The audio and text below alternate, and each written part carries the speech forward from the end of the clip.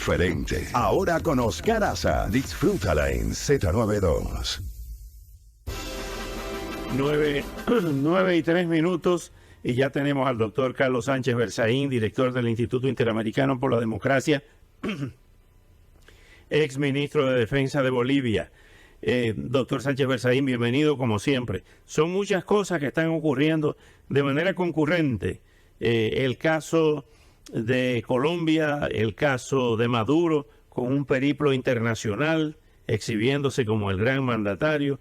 Tenemos el caso de Bolivia con Camacho, tenemos el caso de Argentina también, el caso de Perú, el caso de Colombia con Petro y la crisis que enfrenta con las denuncias del ex embajador de Colombia en Venezuela de que su campaña fue financiada por intereses oscuros. ¿Por dónde quiere empezar con tantas bandejas paralelas o circulares a la vez? Oscar, un saludo, buen día a usted y a toda la audiencia.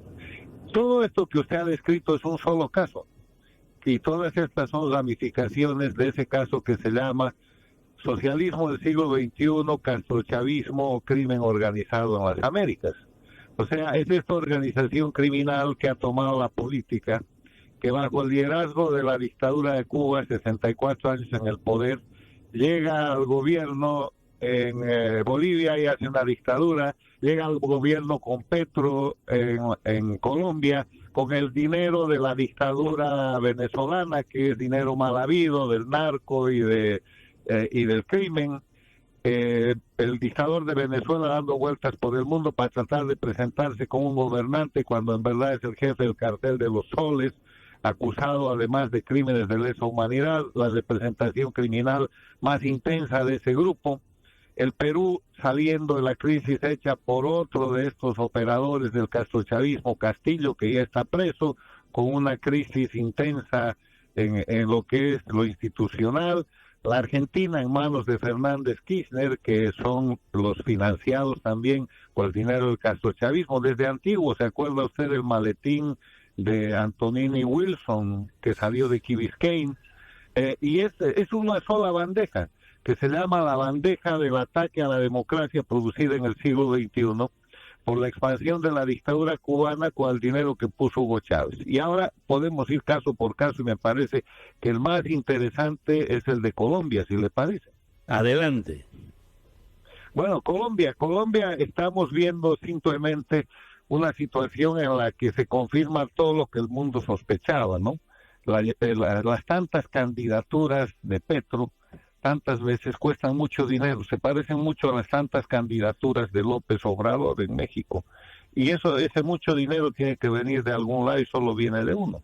Viene de esa correlación, de ese ajuste que hace el socialismo del siglo XXI, castrochavismo, en una mezcla de lo que es corrupción, narcotráfico, narcoestados y una serie de otros delitos que van desde la trata de seres humanos hasta la extorsión y el secuestro.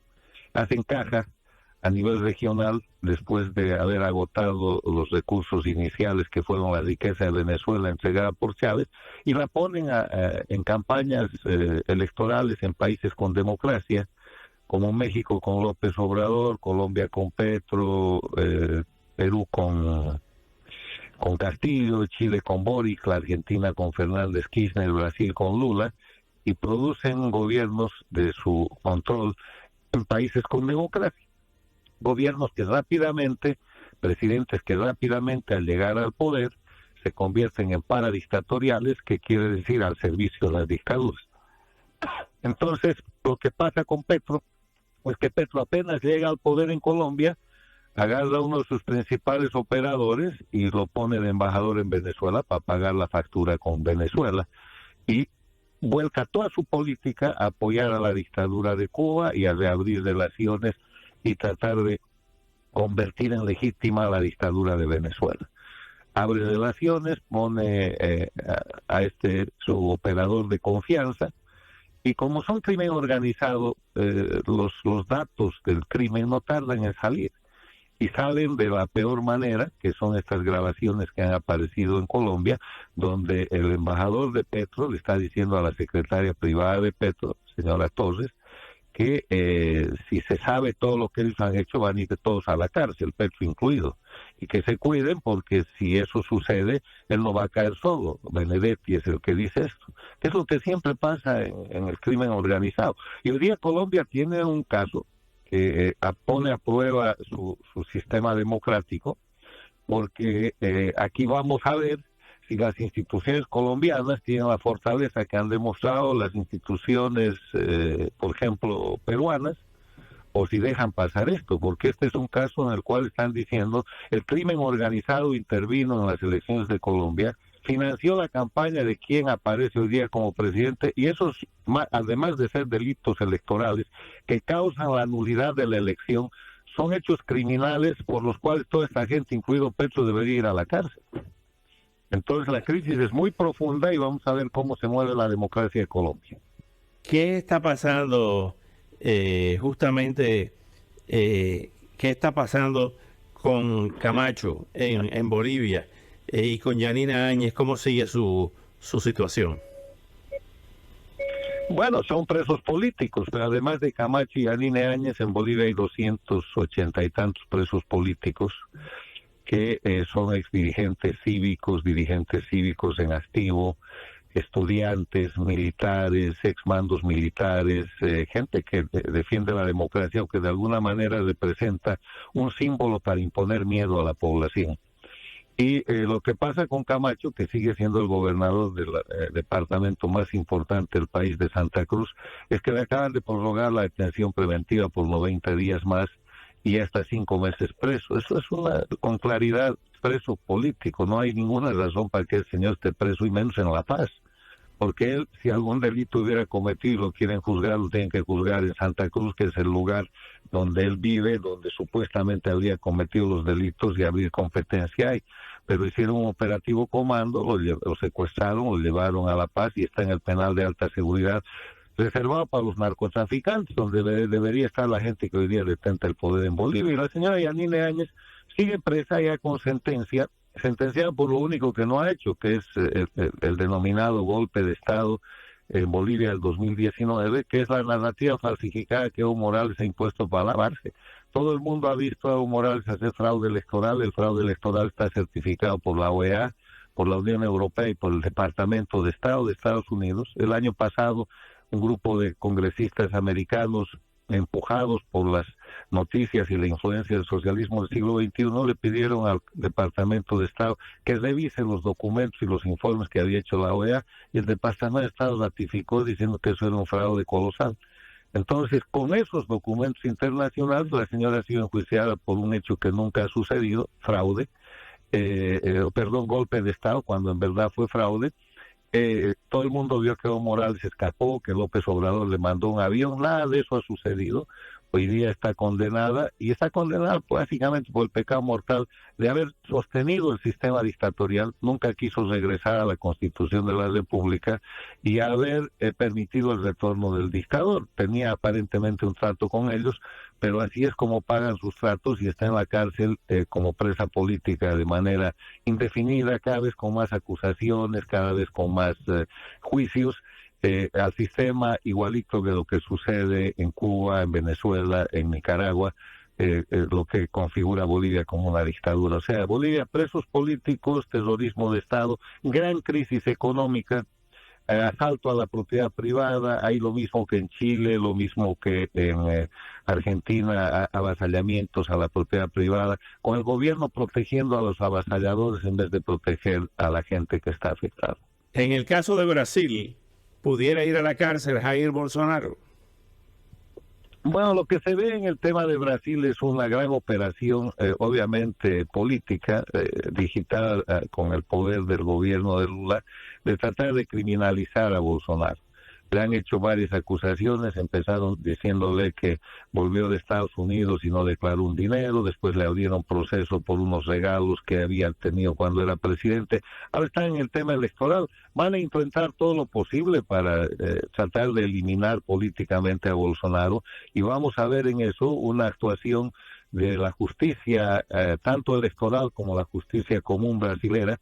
Justicia común de Brasil que está bajo sospecha porque no hay que olvidar que Lula estaba en la cárcel y que a través de un mecanismo de nulidad de obrados, no de declaración de inocente, lo liberaron y le permitieron rehabilitarse para ser candidato.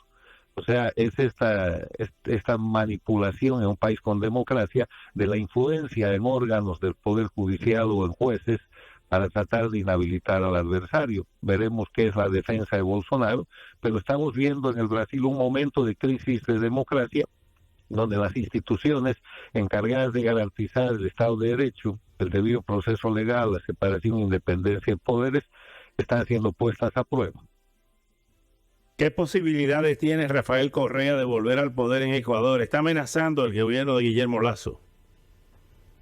Bueno, el problema lo tiene Guillermo Lasso, ¿no? Porque si algún rato Correa regresa, ahora vamos a hacer el análisis al gobierno del Ecuador, se da la culpa de Lasso, que además de hacer un mal gobierno y fraccionar y debilitar todo el proceso de transición que encaminó el presidente Lenín Moreno y que lo dejó en muy buen camino, nunca cumplió la orden del Poder Judicial de encarcelar y perseguir a Correa, y todo lo contrario, parece que hizo pactos con Correa, pactos que obviamente se han roto y que ahora configuran un escenario en el momento en el que Lasso se vio forzado a hacer la muerte cruzada. Hay elecciones en el Ecuador el próximo agosto, y son elecciones en las cuales el correísmo, que es el castrochavismo ecuatoriano, el socialismo del siglo XXI, con este tipo de financiamiento que estamos viendo que se produjo en Colombia, en México, en Argentina, en Bolivia, en Chile, en el Perú, tiene dinero ilimitado y está haciendo correr un candidato que está definiendo en estos días que va a ser el representante del correísmo. Y en el otro lado hay 5 o 6 candidatos que van a competir para llegar a la segunda vuelta, porque el correísmo no va a ganar en la primera vuelta, entonces el trabajo de todos los demás candidatos consiste en la estrategia de llegar a la segunda vuelta, porque en la segunda vuelta, sin duda, tal como sucedió con Lasso, el país va a votar contra Correa y va a votar contra el socialismo del siglo XXI, del castrochavismo. Hay que recordar que en la elección de Lasso, el candidato del correísmo, del castrochavismo, salió primero, Lasso salió segundo, pero ganó en la segunda vuelta. Eso se va a repetir. Ahora, ¿qué es la apuesta estratégica del castrochavismo de Correa para que Correa vuelva al estilo Lula de Brasil en el Ecuador? Es que ellos puedan poner un gobierno, un presidente, por este periodo, medio periodo que queda, porque el presidente y los diputados, el parlamento que sea electo, solo es para completar el periodo que deja Lasso, poner a alguien ahí que haga el trabajo que se hizo en el Brasil, que apriete jueces y que los jueces declaren alguna nulidad y Correa, sin ser inocente, pueda volver sin cargos al Ecuador y se ponga de candidato y gane la próxima elección. Esa es la estrategia. La manera de evitar aquello es simplemente que el correísmo o el castrochavismo ecuatoriano no tome la presidencia y continúe en posición de oposición, para lo que se necesita siempre lo mismo: unidad en los partidos que se fraccionan y debilitan el voto de repudio que tiene el sistema democrático de América Latina, porque concluyo con esto: ninguno de los presidentes del castrochavismo es un presidente de mayoría, todos son presidentes de minoría en la primera vuelta, que hacen presidencia en la segunda vuelta, y como presidentes de minoría después lo que hacen es tratar de quebrar la democracia, como estaba intentando Petro en Colombia, o como fracasó Castillo en el Perú, para imponer sus agendas que son antidemocráticas. Doctor Sánchez Berzaín, como siempre, brillante. Muchísimas gracias por estos valiosos